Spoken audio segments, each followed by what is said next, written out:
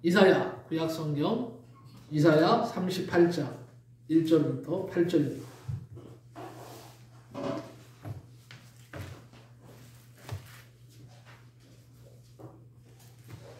이사야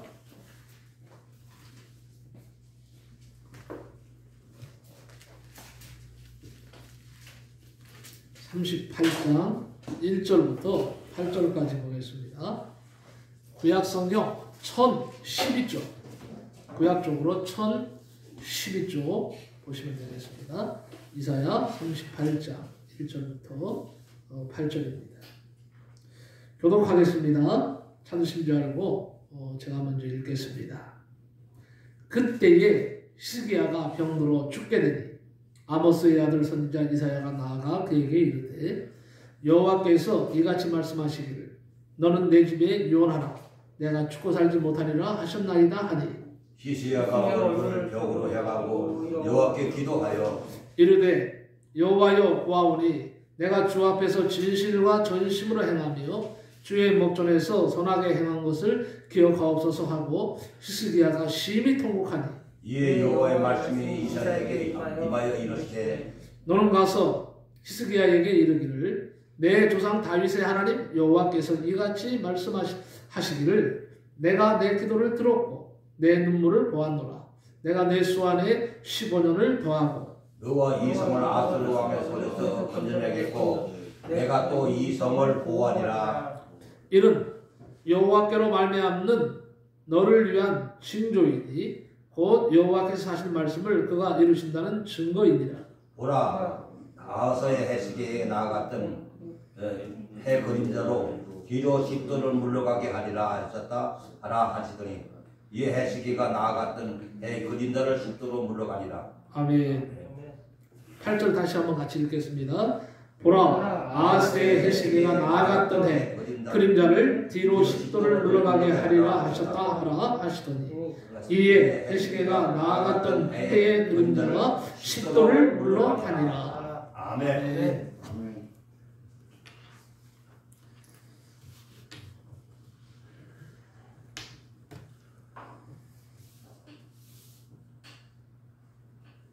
오늘 말씀을 가지고 기도의 능력, 히스기야 왕의 발병과 회복이라는 제목으로 말씀을 나누며 은혜를 받고자 합니다.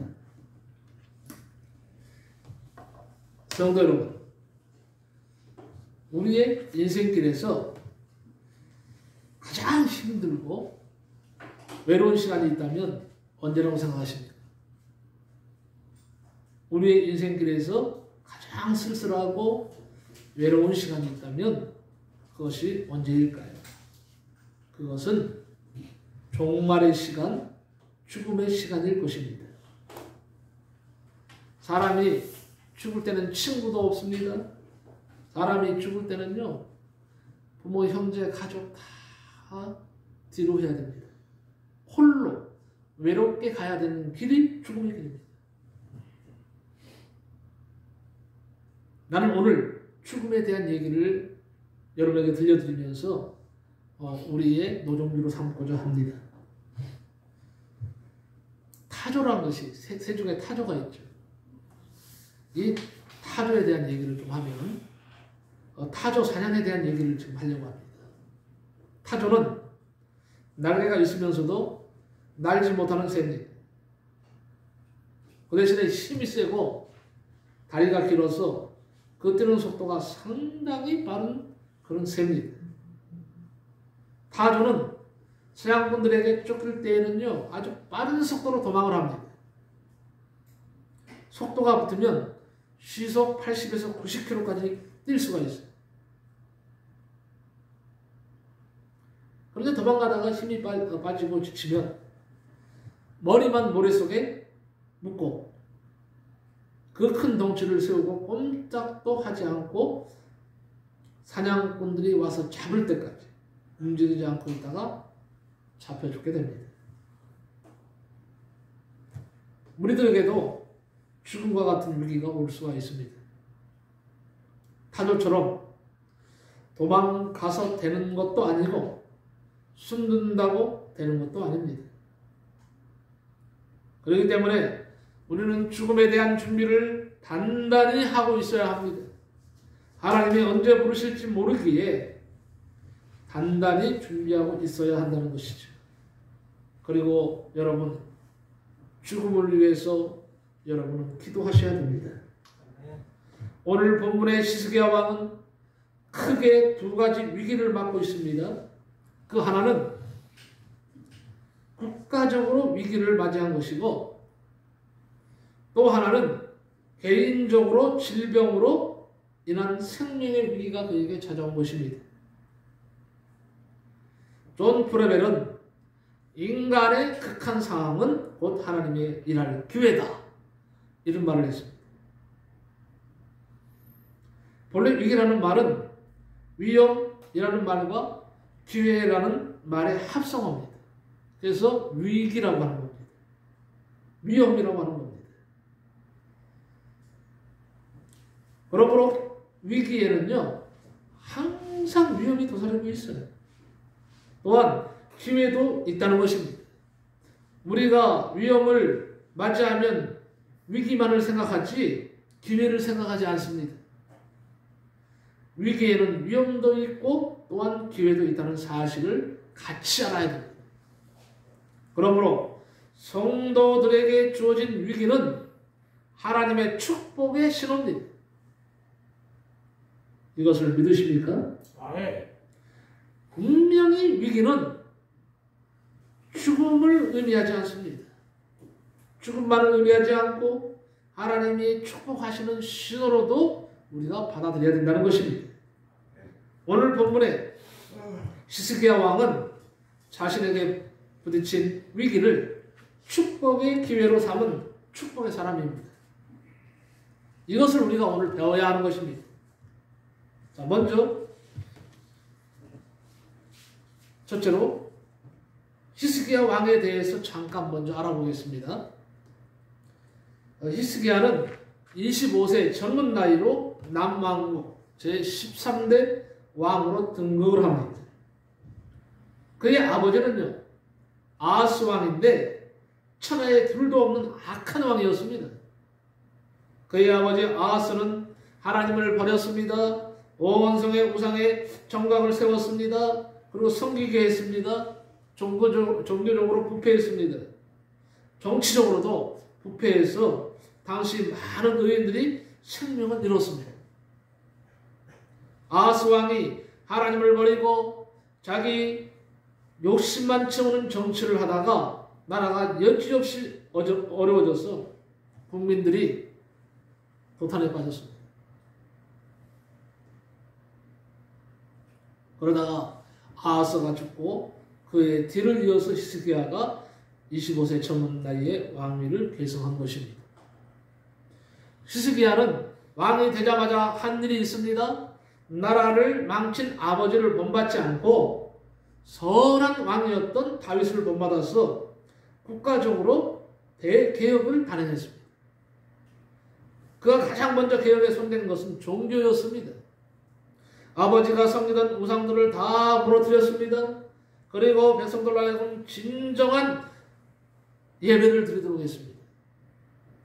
그가 다짐하기를 이제 나와 온 백성은 하나님만 섬기리라는 마음을 품고 정말 정직한 왕이 되었습니다. 그리고 백성을 끔찍히 사랑하는 왕이 되었습니다. 자신의 사생활도 문란하지 않고 깨끗했습니다.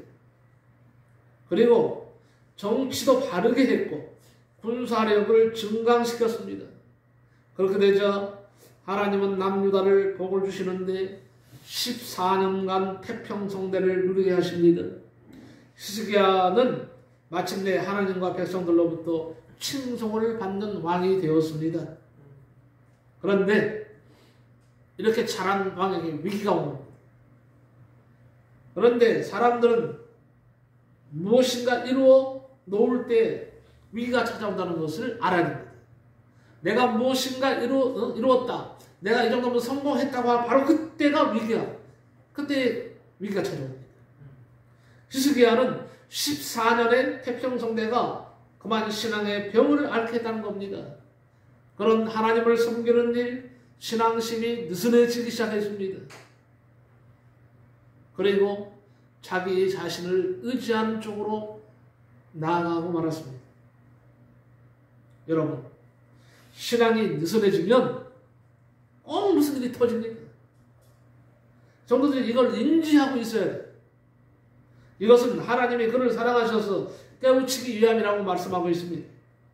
히스기야 14년에 북방 아수르 왕인 산헤립이 랍삭의 장군과 수많은 군사를 거느리고 북이스라엘을 정복하고 그 다음에 이어서 남유다까지 삼켜버리려고 예루살렘을 포위했습니다. 그 사건이 이사야 36장에 자세히 기록되어 있습니다. 그러니까 국가적인 위기가 좀 찾아온 거죠. 그뿐입니까? 국가적인 위기가 먼저 찾아오고 나서 바로 이어서 개인의 위기가 찾아온 겁니다. 히스기야가 죽을 병에 걸렸다 그랬어요. 그래서 죽는 날이 임박해 왔습니다. 개인의 위기입니다. 국가적 위기, 개인적 위기가 다 한꺼번에 찾아온 겁니다. 오늘 본문 1절을 보면 히스기야가 병으로 죽게 되었다 이렇게 말합니다. 그 병은 살 병이 아니라 죽을 병이었습니다. 이제 히스기야는 그야말로 죽어야 됩니다. 방법이 없습니다. 병에도 사람이 일시적으로 고치면 낫는 병도 있습니다. 일을 많이 해서 발생하는 몸살이라든지 불결해서 발생한 전염병을 고치면 낫습니다. 쉬든지 약을 먹으면 곧 낫습니다. 그리고 몸속에서 발생하는 병의 경우는 수술하면 나올 수도 있습니다. 그런데 병 중에서도 죽을 병이 있어요. 이 병은 의학적으로 고칠 방법이 없습니다. 여기 히스기야가 바로 이 죽을 병에 걸린 겁니다. 그 죽을 병이 어떤 병인지는 자세히 나타나 있지 않지만 그가 분명히 죽을 병이라는 것은 확실합니다. 죽어야 됩니다. 죽는 길 외에는 다른 방법이 없습니다. 사람이 이쯤 되면요, 정신이 들게 됩니다. 생각이 달라지게 되어 있습니다. 그동안 막연했던 사람들도 이쯤 되면요, 다급한 신앙으로 양상이 바뀌기 시작합니다. 형식적으로 교회를 다니던 사람들도 이쯤 되면 발걸음이 바빠집니다. 그동안 별소리를 다 하고 우습게 굴던 사람들도 이쯤이면 머리를 숙이게 됩니다. 그래서 하나님은 가끔 사람들을 이 같은 막다른 처지로 몰아넣어서 자만하고 교만했던 마음을 꺾기도 하십니다. 사람이요, 죽음이 다가오면 대처하는 방법이 대체로 세 가지로 나타납니다. 첫째는 우선 지극히 인간적인 방법이 나타납니다. 몸이 좋다고 하는 약은 다 써봅니다. 값이 아무리 비싸도 아낌없이 다 사다가 먹습니다. 고쳐보면. 그래도 안 되면 수단 방법을 가리지 않고 방법을 강구합니다. 그리고 결국 뭐냐, 점도 쳐보고 굿도 해보고, 심지어 신앙생활하는 사람들도 무당한 테 간다고 합니다. 그런 사람이 많다고 합니다. 목사님이 알면 큰일 나니까 몰래 가지. 권이사님 그런 적 없죠? 없습니다. 그래, 뚱딴지 안 그런가? 내가 한번 점검해보고. 근데요, 어떤 권사님은 하도 답답하니까 점쟁이한테 찾아갔다고 합니다. 목사님 몰래. 가서 문을 열고 방문을 들어서니까 점쟁이가 쳐다보지도 않고 하는 말이, 야, 이 미친년아, 그러더래. 첫마디가, 이게 실제로 있었던 일이에요. 야, 이 미친년아. 너는 신앙생활이나 잘하지. 예수 믿는 년이 어떻게 해서 나한테 찾아왔냐? 가인년아. 욕을 하더라고요, 이렇게. 얼마나 창피했겠어요. 여러분, 무당한테 그래가지고 그냥 몹쓸력을 들었으니. 아주 핀잔 맞고 혼구멍이 나서 그냥 돌아왔다고 합니다. 하나님께, 무당한테. 사람이 죽을 지경이 되면 이렇게 인간적인 수단과 방법을 쓰게 되는 것입니다. 두 번째는 아예 처음부터 포기하는 사람이 있어요. 해보지도 않고. 이 사람은 무당을 찾아갈 만한 용기도 없어. 무슨 좋다는 약을 먹어보려고 하는 의지도 없어. 어떤 사람은 암이라는 진단이 내려지자마자 질에 겁먹어서 죽습니다. 대처해보려는 의지도 전혀 없고 아예 처음부터 포기해버립니다. 그래서 이런 사람에게는요, 병명을 미리 알려주면 안 된다고 합니다. 그러면 더 살 것도 며칠 못 가서 죽게 됩니다. 세 번째는 그런가 하면 똑같은 죽음이라고 할지라도 신앙적으로 대처하는 사람이 있습니다. 진정한 신앙의 힘은 바로 이런 때에 위력을 발휘하는 것입니다. 진정으로 하나님을 믿는 사람이면 인생의 위기가 오고 죽음의 고비가 올 때 하나님께 자신의 운명을 맡기고 신앙으로 더 서게 되는 것입니다. 다시 히스기야로 돌아갑니다. 지금 죽을 병에 걸렸습니다. 얼마나 외롭고 고독하고 절망스럽고 또 얼마나 두렵겠습니까? 그때 히스기야에게 이사야 선지자가 찾아온 것입니다. 아마도 히스기야는 한가닥 처음에는 희망을 가졌을 겁니다. 아, 선지자가 무슨 일이지 하고 기다리고 걸었겠죠. 왜 그런지 아십니까? 하나님의 종 선지자가 자기를 찾아왔으니 혹시 살려주지 않을까 하고 기다리고 걸었던 것입니다. 그런데 보십시오. 찾아온 선지자 이사야는 더더욱 히스기야에게 절망적인 소리를 하고 갑니다. 1절 말씀에 나와 있죠. 그 즈음에 히스기야가 병들어 죽게 되니 아모스의 아들 선지자 이사야가 나와서 그에게 이르되 여호와께서 이같이 말씀하시기를 너는 내 집에 유언하라 내가 죽고 살지 못하리라 하셨나이다. 아주 그냥 도장을 꽝 치고 하는 거예요. 너는 죽어! 죽을 준비해! 유언장을 써! 이렇게 아주 그냥 못을 받고 하는 거예요. 무슨 말입니까? 이제는 죽을 테니까 주변을 정리하라는 거예요. 많이 후계자를 세우라는 것입니다. 그러니까 죽음을 통보한 것이죠.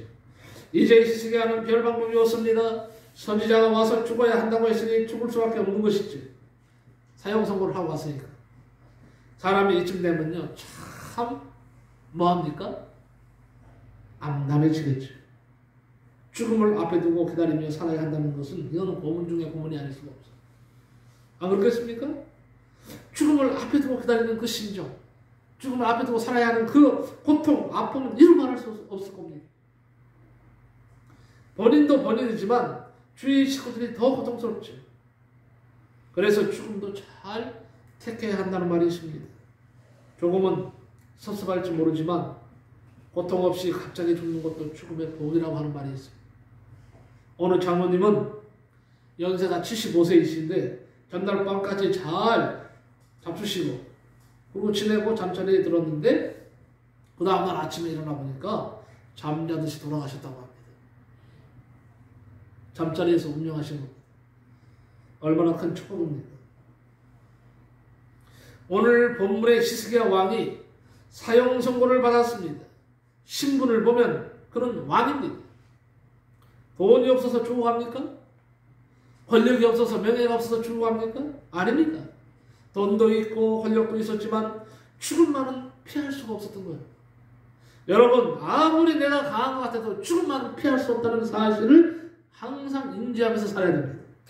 죽음은 피할 수가 없는 거예요.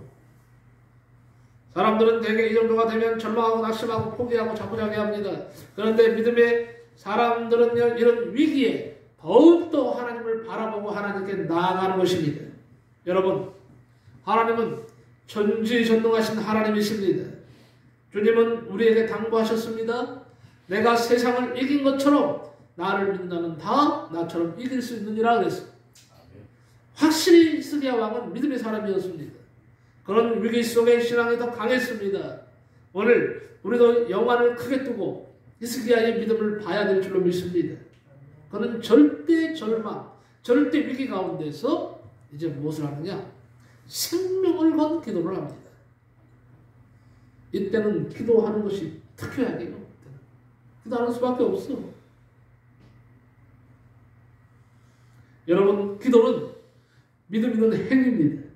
믿음 있는 자가 기도할 수 있습니다. 기도하면 오늘 보니까 죽음까지도 극복할 수 있는 길이 나왔어요.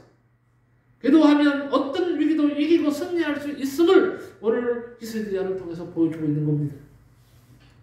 두 번째, 그러면 히스기야는 어떤 모습으로 기도했는가? 히스기야가 얼굴을 벽으로 향하고 여호와께 기도하여 그랬습니다. 벽으로 향했다. 기도는 자세도 귀하고 내용도 귀해야 합니다. 그의 기도의 자세를 보겠습니다. 얼굴을 벽으로 향하여 그랬습니다. 얼굴을 벽으로 향하여 여호와께 기도했다고 했습니다. 여러분, 왕의 높은 의자에 앉아서 기도한 것이 아닙니다. 낮은 벽을 향해 돌아 앉아서 기도한 것입니다. 여러분, 왕이 벽에다 얼굴을 대고는 신하들이 보는 앞에서 통곡까지 했다고 했습니다. 이것이 인간의 가장 솔직한 모습이죠.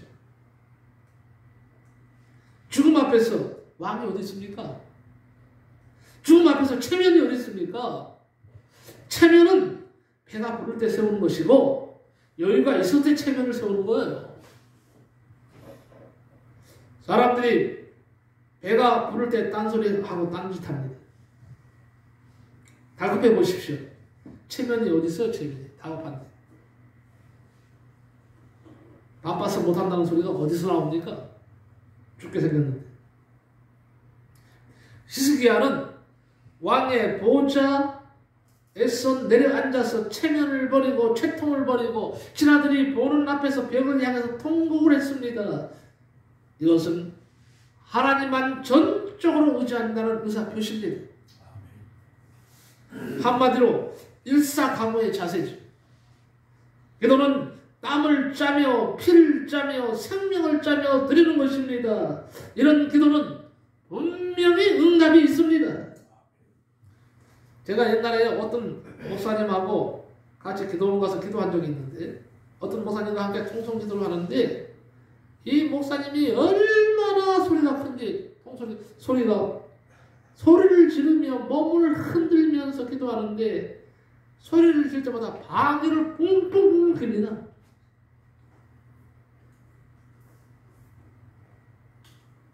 얼마나 막 소리를 지르면서 몸을 흔들면서 기도하는지요. 옆에 있는데 방귀를 뿡뿡 뀌는 거예요. 얼마나 간절히 기도하시면 이런 현상이 일어나겠어요. 여러분, 문제가 발생했습니까? 아픔이 찾아왔습니까? 고통 속에 신음하고 있습니까? 그렇다면 하나님께 간절히 기도하실 때 이 목사님처럼 그야말로 얼마나 혼신의 힘을 다해서 기도하 하나님 방귀가 뿡뿡 나올 정도로 한번 기도해 보세요. 응? 하나님이 응답 안 하시겠어요? 응답하시겠죠. 여러분, 기도는 약한 자가 하는 것이 아닙니다. 사람들은 말합니다. 얼마나 약하면 기도하냐고. 이런 엉뚱한 소리 하고 있어요. 여러분, 기도는 절대 약한 자가 하는 것이 아닙니다. 사실은 심지가 담대하고 전능하신 하나님을 믿는 강한 믿음의 사람이 기도하는 줄로 믿습니다. 히스기야는 나라의 위기 앞에서도 기도했습니다. 자신의 죽음 앞에서도 기도했습니다. 하나님은 기도의 맛을 아는 히스기야는 기도의 맛을 아는 사람이었어요. 사람에게는요 어려운 일이지만 하나님께는 어려운 일이 아닙니다. 이 세상에 그 어느 누구라도 하나님의 능력을 제한할 자가 없습니다. 그리고 하나님보다 더 큰 이도 없습니다. 그러니까 하나님 안에서는 절대 절망이 없는 것입니다. 세 번째로 히스기야의 기도의 내용이 귀합니다. 3절에 보니까 여호와여 구하오니 내가 진실과 전심으로 주 앞에 행하며 주의 보시기에 선하게 행한 것을 기억하옵소서 하고 심히 통곡하니라 그랬습니다. 히스기야는 기도의 대상을 바로 알고 기도했습니다. 여호와여 구하오니 그랬습니다. 그렇습니다. 여러분, 오직 기도의 대상은 우상이나 달이나 해나 성황당이 아니라 바위가 아니라 살아계신 여호와 하나님이십니다. 사람들은 툭하면 무당을 찾아가서 빌고 그럽니다. 그러나 진정한 기도의 대상은 약속을 주시고 그 약속을 지금도 신실하게 이루어 주시는 만군의 여호와 하나님이심을 여러분 믿으시기 바랍니다. 그분께 기도해야 응답이 있는 거요. 예레미야 33장 3절이 말합니다. 너는 내게 부르짖으라. 내가 내게 응답하겠고 내가 알지 못한 크고 비밀한 일을 내게 보이리라 그랬습니다. 그 다음 내가 라는 말이 있어요. 33절에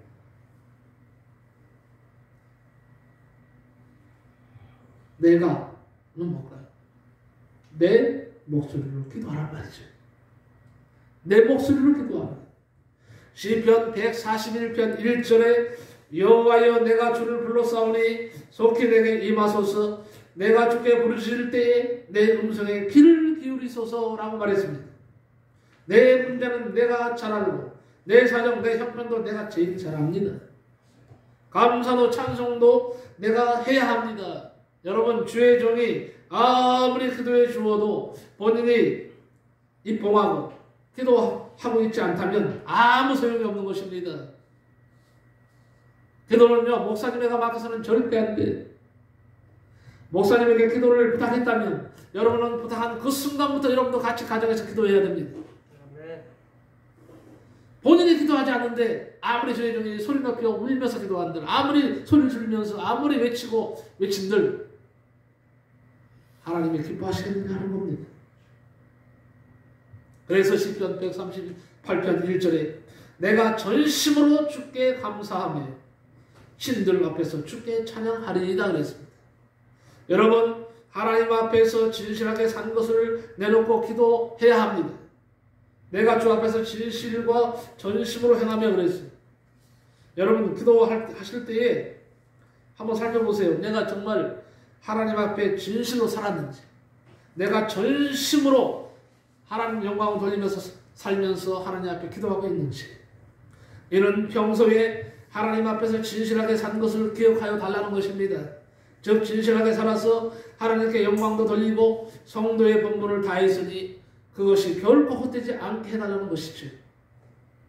고린도후서 1장 12절에 우리가 세상에서 특별히 너희에게 대하여 하나님의 거룩함과 진실함으로 하되 육체의 지혜로 하지 아니하고 하나님의 은혜로 행함은 우리의 양심에 증거하는 바니 이것이 우리의 자랑이라 그랬습니다.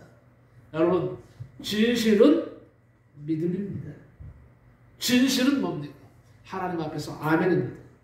사랑하는 성도 여러분, 우리가 기도할 때 히스기야처럼 진실과 전심으로 살지 않았다면 하나님 앞에 이런 고백을 할 수가 없는 겁니다. 여러분, 기도보다 중요한 것은 하나님 앞에서의 진실이에요. 기도보다 더 앞서 행할 것은 하나님 앞에 전심으로 사는 겁니다. 그런 다음에 하나님 앞에 부르짖고 기도하면 백발백중 하나님은 다 기도 응답하시는 거예요. 여러분, 어떤 믿음이 훌륭한 믿음입니까? 바로 믿고 바로 사는 사람이에요. 그래서 신앙에 삼박자가 있는데 바로 알고 바로 믿고 바로 행하며 살래. 히스기야는 진실하게 살았다고 기록합니다. 예수님 당시에 바리새인들은 사람들 앞에서는 경건한 척 했습니다. 오늘날도 하나님 앞에서는 경건이 없고 사람들 앞에서만 경건한 모습을 나타내는 사람들이 많습니다. 그러나 본문의 히스기야는 하나님 앞과 사람들 앞에서 거짓됨이 없이 진실하게 살았다고 그가 고백하고 있습니다. 이것을 기억해달라는 겁니다. 그 사실을 하나님이 기억해달라고 간절히 울면서 하나님 앞에 매달리고 있는 겁니다. 주의 목전에서 선하게 행한 것을 기억하옵소서, 추억하옵소서.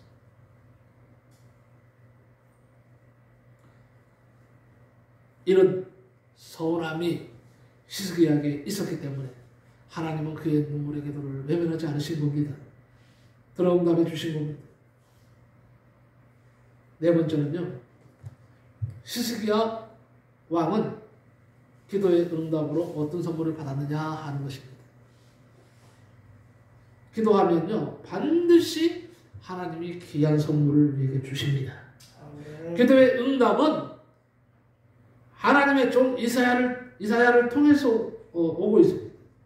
그의 응답이 5절 6절에 잘 나타나 있죠. 너는 가서 히스기야에게 이르기를 내 조상 다윗의 하나님 여호와께서 이같이 말씀하시기를 내가 내 기도를 들었고 내 눈물을 보았노라.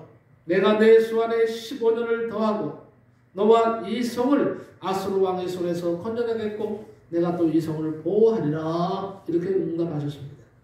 첫째는 하나님이 그의 기도를 응답하셨다 하는 것이 축복이고, 두 번째는 그의 눈물을 보았다는 겁니다. 그의 눈물을 보았다.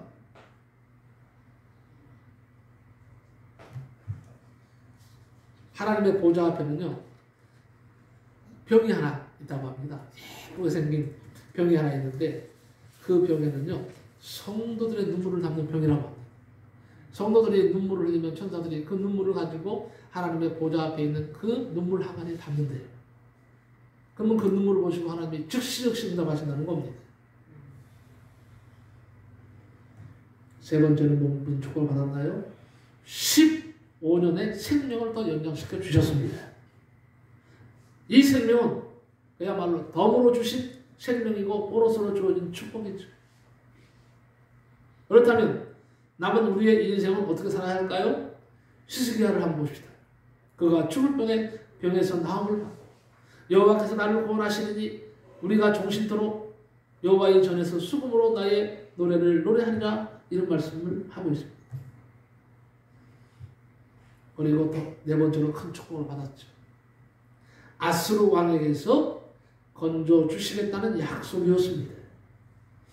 당시 아수르는 최강국으로 툭하면 선민 이스라엘을 침략해 와서 많은 것을 약탈해가는 민족이었습니다.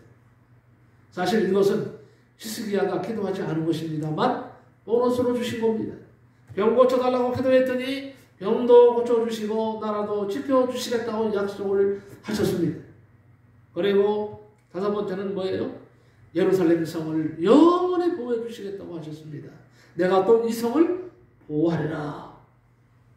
하나님이 이 민족을 지켜주셔야 하고 하나님이 우리들의 가정을 지켜주셔야 하는 겁니다. 그래서 여호와께서 집을 세우지 아니하시면 세우는 자의 수고가 헛되며 여호와께서 성을 지키지 아니하시면 파수꾼의 경성함이 허사하다고 그랬어요. 하나님이 지켜주셔야 합니다. 그리고 마지막으로 또 한 가지 축복받았죠. 여섯 번째 축복은 뭐냐? 여섯 가지 축복받았는데 하나님께서 함께 하심에 징조를 보여주셨다 하는 겁니다. 8절 말씀을 같이 한번 읽어봅시다. 8절 말씀 다같이 시작. 보라, 아하스의 해시기에 나아갔던 해 그림자를 뒤로 십도를 물러가게 하리라 하셨다 하라 하시더니 이에 해시기가 나아갔던 해의 그림자가 십도를 물러가니라. 천재지변이 일어난 겁니다. 사실 히스기야의 그 눈물의 기도가, 통곡의 기도가 어떤 결과를 가져왔느냐? 그야말로 자연을 거스른 우주의 질서를 깨는 엄청난 역사를 합니다. 어떻게 됐습니까? 당신은 해시기를 사용했어요. 하나님께서 히스기야의 기도를 들으셨다는 응답의 징조로 해를 뒤로 10도나 물러가는 기적을 보여주신 겁니다. 이런 겁니다. 해가 서쪽으로 가다가 동쪽으로 다시 돌아가는 거예요. 네? 해가 서쪽으로 가다가 동쪽으로 다시 돌아가 버렸으니까 이것은 창조주 하나님만 하실 수 있는 능력이죠.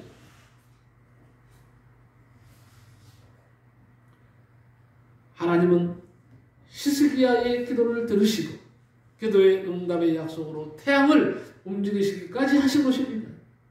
여러분, 내가 간절히 기도함으로 내 생애에 하나님께서 함께 하심의 징조를 우리도 맛보자 하는 겁니다. 하나님의 부르심을 그러고 나서 받아야 되지 않겠습니까? 우리가 하나님 주신 인생의 강건함을 70에 80 살면서 예수 믿으면서 이런 하나님의 초연적인 역사를 한번 경험해보는 거 얼마나 멋집니까? 내 기도가 하나님께 응답되어서 하나님께서 기적을 일으키시는 그 기도가 됐을 때 그 기쁨이 이로 말할 수 없을 겁니다. 결론적으로 말씀을 드리겠습니다. 말씀을 마치려고 합니다. 세상에 가장 무섭고 큰 고통은 죽음이라고 했어요. 그런데 기도하니까 죽음까지도 뛰어넘을 수 있었다 하는 겁니다. 아멘. 여러분, 죽을 위기가 와도 정말 히스기야처럼 간절히 기도한다면 죽음도 물러가는 역사가 일어납니다. 분명히 성경이 말씀하고 있지 않습니까? 예수님이 기도하시자 죽은 나사로가 살아났어요. 죽은 지 사흘이나 됐어요. 이스라엘이 얼마나 덥습니까? 3일 되면요 다 썩어요. 부패돼요. 날씨가 50도 60도 되는데. 그럼에도 불구하고 주님이 명령하시니까 일어나라 나사로야, 나와 함께 가자. 손을 잡아 일으키니까 말이에요. 일어났어요. 오늘 말씀 히스기야가 벽을 향해서 이제는 모든 것을 단절하고 오직 하나님께만 자신을 맡기고 통곡하면서 하나님을 부르시고 기도했더니 이런 엄청난 축복을 주셨잖아요. 생명의 15년에 연장받은 것도 모자랐어. 하나님의 기적을 베풀어 주셨어요. 응답의 기적이 뭡니까?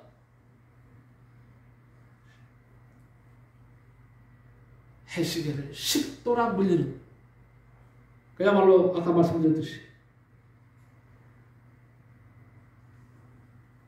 서쪽으로 가던 해가 다시 동쪽으로 다시 돌아가는 엄청난 역사가 일어났어요. 기도가 방법입니다. 살 방법은, 우리의 나갈 길은, 우리가 행하고자 하는 모든 일의 성취는 기도에 있습니다. 기도가 방법이에요. 히스기야는 기도로 죽음까지 극복했습니다. 자연을 거스르는 엄청난 역사도 맛봤습니다. 그렇습니다. 죽음까지도 기도하면 됩니다. 기도가 능력입니다. 기도가 방법입니다. 주님은 말씀하시기를 기도 외에는 이런 유가 나가지 않느니라 했어요. 기도함으로 문제를 해결받으시고 육신의 병도 치유하시고 영혼의 병도 치유되어서 하나님 앞에 영광 돌리며 즐거움과 기쁨 속에 살아가시는 복된 성도들이 되시기를 예수의 이름으로 간절히 축복합니다. 아멘. 기도합니다. 고마우신 하나님 감사합니다. 오늘 죽을 병에 걸렸던 히스기야 왕을 고쳐주신 하나님, 기도의 능력이 얼마나 뛰어난지, 기도의 능력이 얼마나 좋은 것인지를 히스기야를 통해서 알려주고 계심을 감사합니다. 아멘. 아버지, 히스기야는 정말 아버지 하나님이여 죽어야 한다는 소식을 들었을 때 가만히 있지 않았습니다. 먼저 무릎을 꿇고 벽을 향해서 돌아 앉았습니다. 그리고 통곡하면서 하나님 앞에 부르짖고 기도했습니다. 아버지, 기도할 때에 하나님의 히스기야의 눈물을 봤다 그랬습니다. 그 소리를 들었다 그랬습니다. 그리고 아버지 하나님이여 죽을 병에서 건져주셨고 15년의 생명을 연장시켜 주셨고 아버지 하나님이여 또 징조를 보여주실 것이라고 했는데 히스기야가 10도나 물러가는 엄청난 역사가 일어났습니다. 아버지 하나님의 서쪽을 향해서 가는 해가 다시 동쪽으로 돌아오는 엄청난 역사가 일어났습니다. 우리의 세대에 우리도 기도함으로 아버지 하나님의 간절히 우리가 통곡하며 기도할 때에 또 간절히 아버지 몸부림치며 기도할 때에 하나님 히스기야의 입에 있었던 하나님의 그 축복이 우리에게도 임하게 하여 주옵소서. 우리가 아버지 죽음에서 사는 역사가 일어나게 인도해 주시옵소서. 우리 하나님께 모든 것을 맡깁니다. 친히 주관하여 주시옵소서. 예수 그리스도의 이름으로 기도하옵나이다. 아멘. 아멘.